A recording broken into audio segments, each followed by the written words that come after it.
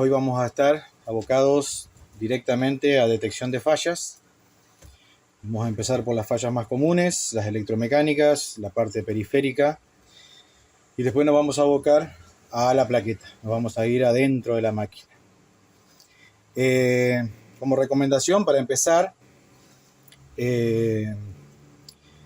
cuando ingresa una máquina para ser reparada, vamos a pedirle al cliente que nos traiga todos los componentes. La máquina completa, pinza y masa, como tenemos acá. Porque desde ahí vamos a empezar a ver qué es lo que está pasando. Desde lo más simple a lo más complejo. Así tenemos que abordar siempre cualquier tipo de reparación. Concientizarnos de que no irnos directamente y hacernos una idea en la cabeza, decir, vamos, ataco esto primero porque yo sé que se va a romper esto, se rompió esto. Lo primero es una simple regla en todo tipo de reparación. Vamos desde lo más simple, lo más común, lo menos complejo, y de ahí nos trasladamos a lo más complejo si no encontramos nada en lo otro. Así que, caso de soldadoras, como ya hemos hablado, mal uso, todo el tipo de causas de rotura. Acá le tengo una muy linda y muy simple que hemos hablado en la parte de consumo, en la parte de que son máquinas que consumen mucha corriente y el usuario hace mal uso de la máquina seguramente por cuestiones de no conocimiento o, bueno, decisión propia. Este es un toma de 3 patas de 20 amperes. Lo trae la máquina, es el original. Ya acá, para que vean cómo llegó la máquina, ya acá empezamos mal. Este perno es de 20 amperes. Es el perno ancho de 2 patas. Acá estarán viendo el perno original y acá estarán viendo lo que hizo el usuario. Lo amoló y lo llevó al tamaño del perno común. ¿Ven? No tenía para tierra, quebró la pata y se terminó. Ahí empezamos con lo que siempre hablamos, lo que yo siempre les hablo. Mal uso de las máquinas. Esta máquina tiene muy buena respuesta en salida, así que tiene un importante consumo de entrada.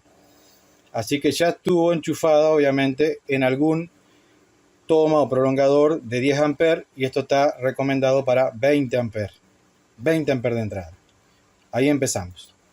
Bueno, cable, alimentación. Más allá de esto, vamos a cerciorarnos que tenga la continuidad y que no tengamos ahí el problema. Nos vamos a ir a la entrada de 220 de nuestra máquina. Los identificamos acá los cables, son el cable marrón y celeste que entran en la llave. Las llaves son bipolares, cosa de que cuando encienden, apaguen, corten fase y neutro en la entrada, una protección que traen todas las máquinas para que cuando estén apagadas directamente no haya nada de corriente adentro, nada de tensión. Entonces acá tenemos pin 1, pin marrón, pin celeste. Nos vamos al tester en continuidad y arrancamos. Primera pata amolada y maltratada, pobrecita. Buscamos continuidad, no es la pata marrón, nos vamos a la celeste, ahí nos marca. Pata celeste en continuidad, este cable está bien. Vamos al siguiente conductor, que sería el marrón. Listo, tenemos entrada de tensión alterna hasta la llave. Ahora seguimos. Llave, otro elemento periférico de nuestra máquina que le corresponde la evaluación de continuidad para ver si está funcionando bien. La tenemos en 0. No debería darnos conducción en ninguna de sus patas. Vamos a las patas de arriba. Nada. Nada. Vamos a las patas de abajo. sería el celeste acá, sería el negro abajo, nada, perfecto, la llave corta bien. Ahora nos vamos a la inversa, a ver si la llave conduce bien. Tengo las puntas en las paletillas de la llave y enciendo. Celeste con negro de la llave conduce, marrón y rojo conduce. Llave, cable en buen estado. Perfecto. Ahora, la máquina enciende, nos dijeron, pero no suelda. Muy bien. ¿Qué hacemos? Tenemos que sí o sí pedirle a nuestro usuario pinza de masa y pinza de soldadura, pinza de electrodo. ¿Por qué? Porque el usuario no conoce de electricidad, no conoce de electrónica, por lo general. Es un herrero, es un montador, es un tallerista.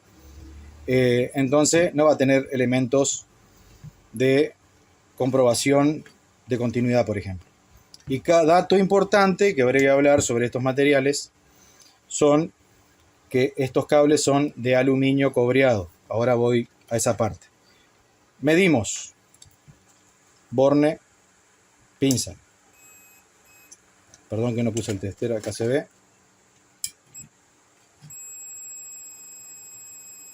Listo, descartamos borne de masa.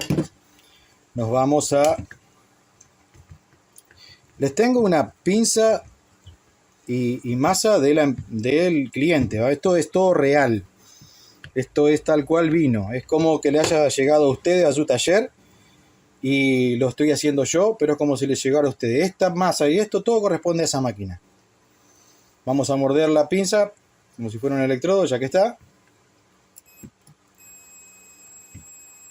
Están dando. Bueno, están dando. Ese no es el problema.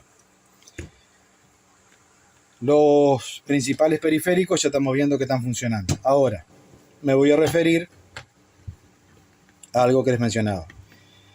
Cable ultra flexible de aluminio bañado en cobre. Multifilamento aluminio bañado en cobre.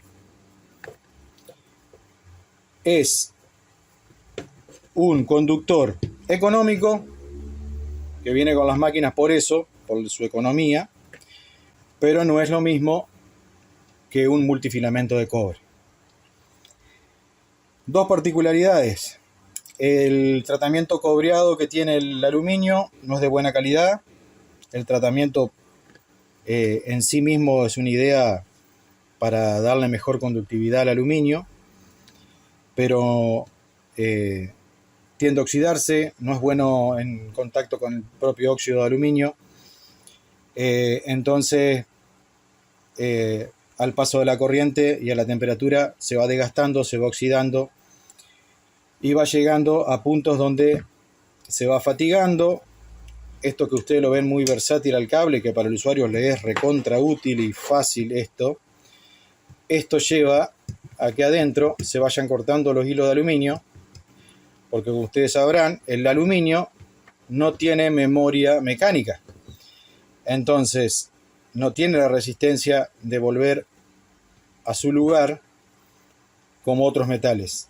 Lo que lo está llevando es la flexibilidad de la goma. Lo está tratando de enderezar, en realidad es la cubierta. Entonces acá sucede lo siguiente. En los extremos, donde hay mucha torsión, este cable se puede empezar a cortar hilo por hilo, y con el consumo de la soldadura de la máquina estando andando, empieza a desaparecer hilo por hilo en los arcos eléctricos que suceden de a poco acá adentro, cuando los hilos empiezan a cortarse. Y este tipo de cable tiene una desventaja, diríamos, que no lo tiene el cobre. Cuando eso empieza a suceder, cuando empieza a cortarse los hilos y empieza a desaparecer los multifilamentos, los filamentos empiezan a ir desapareciendo por consumo y empiezan a cortarse, no levanta mucha temperatura el aluminio en ese momento. En cambio el cobre sí. Entonces, ¿qué hace el cobre? Cuando empieza a pasar eso en un cable de cobre, de pinza o de masa de soldadora, nos empieza a demostrar en la vaina. Empieza a calentarse la vaina, empieza a cambiar de color la vaina, empieza a recalentarse, tal vez burbujitas de plástico o de goma acá en el lugar donde está el recalentamiento. Y de ahí nos vamos dando cuenta, incluso se empieza a derretir y empieza a aparecer el cobre a la vista, nos vamos dando cuenta que vamos teniendo problemas con el cable de cobre. El de aluminio no hace eso.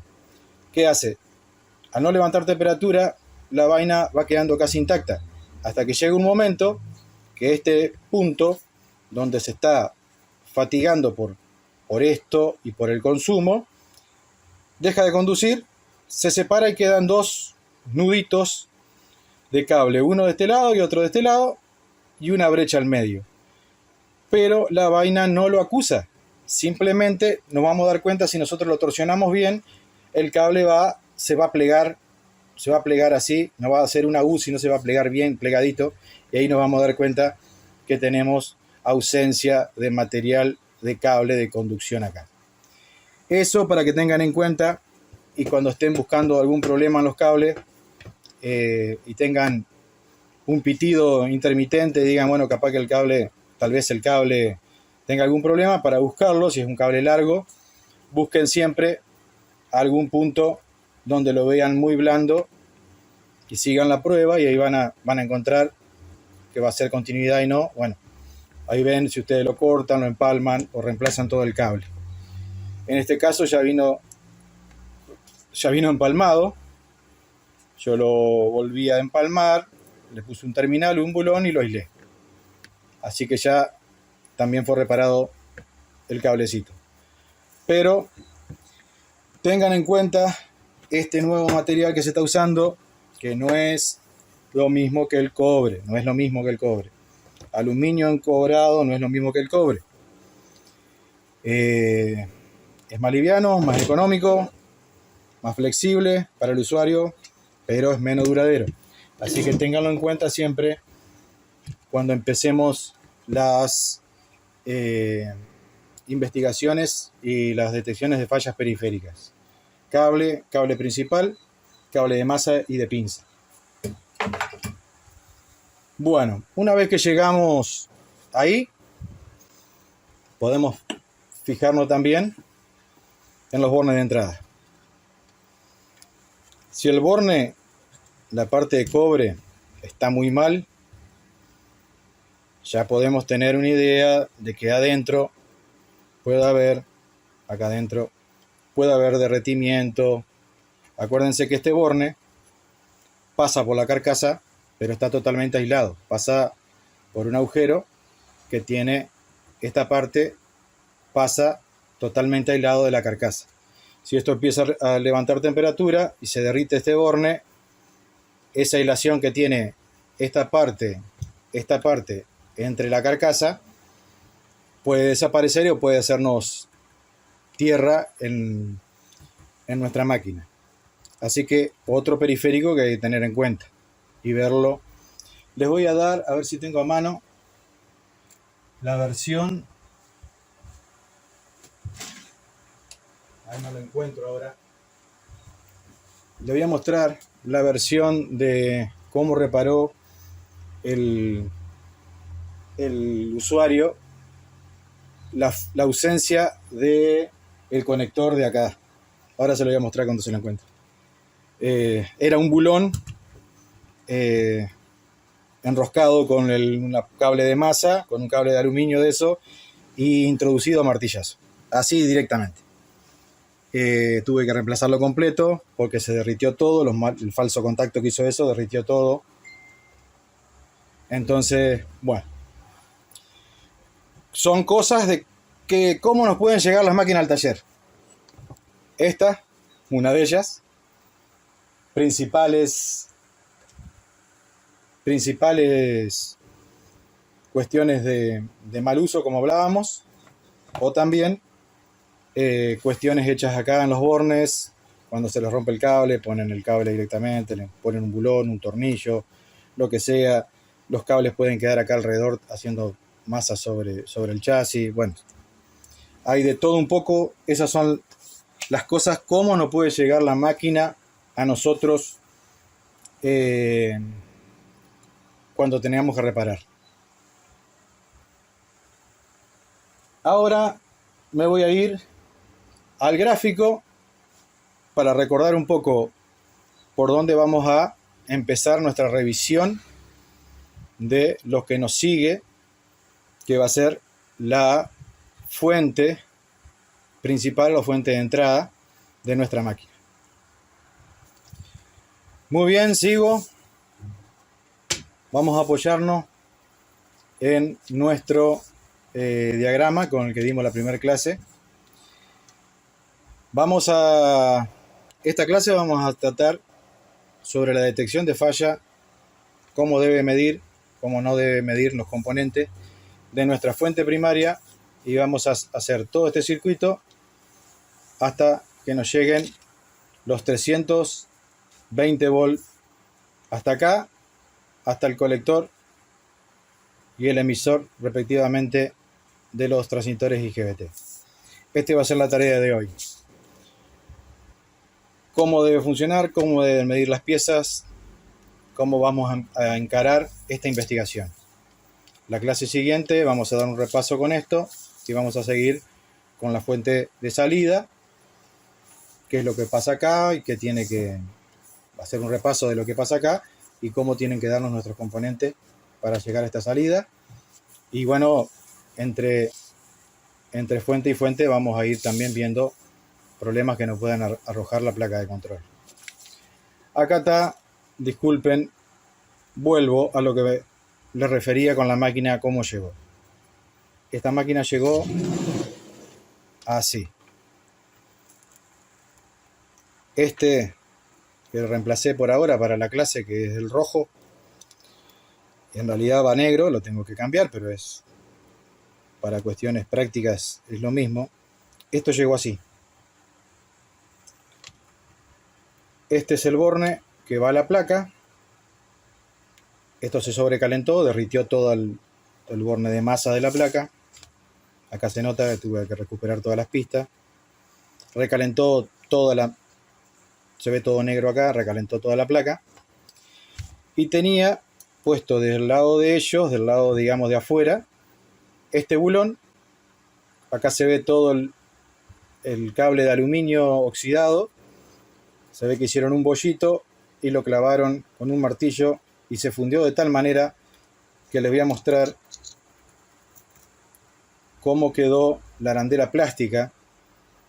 La arandela plástica, que es el aislante contra la carcasa, y tiene una arandela metálica como una arandela Grove para que auto roscante, digamos, para que no se salga, quedó fundida totalmente al plástico. No llegó a ser cortocircuito. Acá tenemos pedazos en la rosca, pedazos de plástico derretido. Tuve que sacarla haciendo mucha fuerza. Y eso son unas de las cosas por las cuales las máquinas llegan al taller. Mal uso del usuario. Bueno, retomemos. Estábamos hablando de detección de falla. Entonces vamos a empezar a hacer lo inverso. Vamos a ver, esta máquina está andando, entonces, ¿qué podemos hacer? Vamos a investigar el circuito eléctrico, como lo vimos acá, lo vamos a ver en vivo acá, y vamos a ir arrojando las medidas que nos deben medir, cómo nos deben medir nuestro circuito para cuando los componentes estén ok, y qué no deben medir. Así que por ahí empezaríamos. Bueno, esta es una máquina muy simple con un circuito de entrada que no tiene, como el gráfico, un filtro de ruidos para la red eléctrica, que uno de los muchachos en la clase pasada me preguntaba. Así que empecemos, olvidémonos de esto que estamos viendo, hagamos que esto está directo. y nos vamos al termistor. Que un muchacho también me corrigió que es una PTC, pero la verdad sí es una PTC en este caso, que es un termistor, un resistor que va aumentando la resistencia en el momento que se va calentando. Ahí vamos a empezar a hablar de vuelta, retomar sobre su función y qué nos debe medir. Y en primera instancia yo hablaba de que solamente sirve como un arranque suave para la fuente primaria, pero también la PTC es una protección. Si tenemos algún corto en la fuente primaria, la PTC va a empezar a calentarse, al aumentar su resistencia va a seguir calentándose y nos va a servir de protección si hay algún corto, que es lo que vamos a empezar a ver ahora, en el puente de diodo, algún corto en los capacitores, algún corto en los IGBT, que es hasta donde llega la corriente, la alta tensión de trabajo de 320 volt. Entonces la PTC va a ser nuestro protector de, por decirlo así, de un cortocircuito que suceda en esta parte para que ese corto no nos llegue a la red eléctrica. Vuelvo al principio de funcionamiento. Vamos a empezar por la PTC. La PTC es un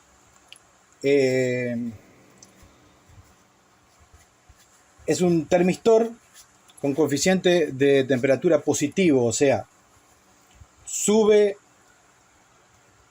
su temperatura y va subiendo su resistencia. El trabajo de la PTC dura unos segundos, así que permite el paso lento de la tensión para ir cargando el puente de diodo y cargando los capacitores, para no hacerlo de manera brusca como lo hablamos aquella vez. Y una vez que eso sucede, cuando arranca la máquina, tenemos los 24 volts, como lo vimos, prende, la PTC deja de funcionar porque la tensión pasa directamente por los contactos del relé, que están en paralelo con la PTC, y la tensión obviamente va a buscar el camino más fácil, que es el contacto del relé, y no va a pasar por la PTC, y la PTC deja de conducir, no pasa la corriente por ahí y se enfría. Para el próximo arranque, estar fría. La PTC tienen un valor de resistencia en frío, ahora lo vamos a ver, y en caliente va aumentando su resistencia. Por lo general se usan modelos de PTC de 50 a 60 ohms de resistencia. Podemos encontrar en otras máquinas uno de 90, pero vamos a empezar por nuestra PTC. La tenemos acá, no quise desarmar la máquina. Puedo abrir, obviamente, puedo abrir lo más que pueda la parte de comando, porque la quiero poner en funcionamiento. Entonces, tenemos nuestra PTC físicamente ahí. Siempre está cerca del relé, porque está conectada en paralelo a sus contactos. Ahí la tenemos, la verdecita. Y en el circuito real nos aparece acá. Vamos a poner algo acá para que nos quede más a la vista. Permítanme. Perdón.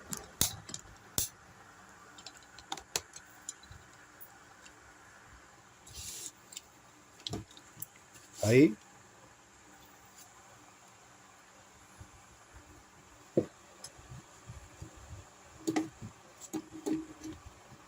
Ahí está. Muy bien. Ahí estamos viendo nuestro circuito de entrada. Vamos a hacer el caminito. Nuestro circuito de entrada nos dice que tenemos de la llave, acá tenemos el cable negro, se los puedo mostrar, aquí está. De la llave, el cable viene a este punto de soldadura. Lo seguimos para darnos la seguridad que está bien. Se me corrió la cámara, ahí está.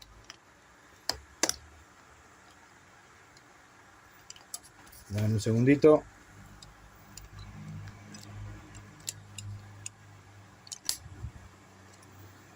Ahí quería.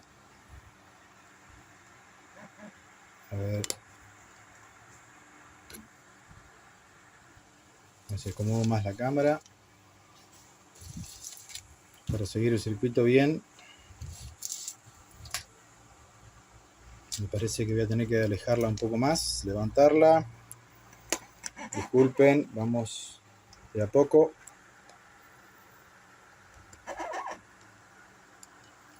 Tal vez ahí sea mucho. Sí. Ahí. Muy bien.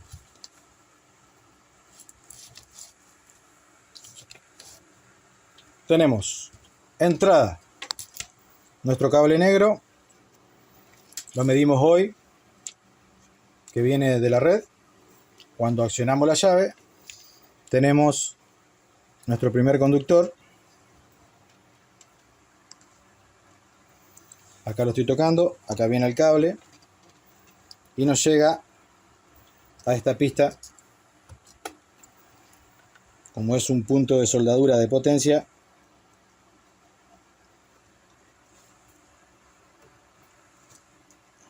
Está muy... Las placas vienen, la mayoría vienen con un sistema de laqueado muy firme, que es difícil, hay que hacerle tener mucha fuerza para hacerle contacto, eso tengan en cuenta. Ahí hay que pinchar fuerte y ahí vemos continuidad. Bueno, primera parte del circuito. Tenemos tensión acá. Nuestra segunda parte de tensión, que tendríamos 220, sería en una de las patas de la entrada de corriente alterna de nuestro puente de diodo. Acá lo tenemos. Este es nuestro puente de diodo, sus puntos de soldadura desde la parte de la plaqueta. Sería nuestro cable rojo. Hay que pinchar. Ahí lo tenemos. Muy bien. Ahora, contactos. ¿Qué tenemos?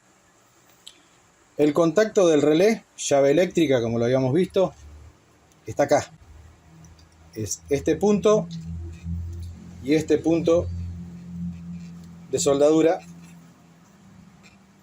Hay que hacer fuerza para medirlo. Ahí está. 105. 105, 104. Eso no es el contacto del relé. Eso es nuestra PTC. Al estar en paralelo, nuestra PTC está soldada aquí y aquí. Al estar en paralelo, lo que estamos midiendo realmente es el valor resistivo de la PTC. Ahora pongo los bornes en la PTC y es lo que hablábamos hoy. La tensión va a entrar por la PTC de aquí a acá.